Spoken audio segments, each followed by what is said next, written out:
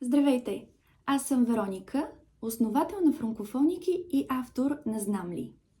Знам ли е първото по рода си у нас дигитално помагало за чужденци, които изучават български език.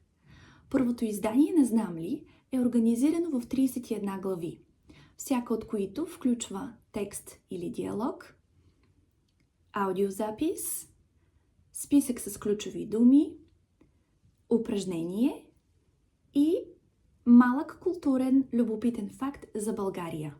В бонус, разбира сме включили и отговори на упражненията. Историята във всяка една от тези 31 глави проследява живота и случки от живота на Майя, която е главният герой.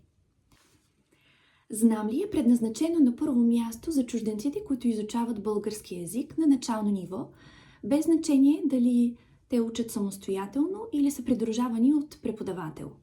Важно е да се уточни, че умеенето да се чете на български е ключово. На второ място, Знам ли е създадено също в помощ на моите колеги преподаватели по български език като чужд, които много често споделят с мен в програмите ми за менторство, че откриването на автентични и качествени материали всъщност се оказва най-времеемкото и трудоемка задача за тях. Надявам се, че това помагало ще ви бъде потребно. Създадох Знам ли с много старание, ентусиазъм и любов. Надявам се да ви хареса. Приятно учене и приятно преподаване. До нови срещи!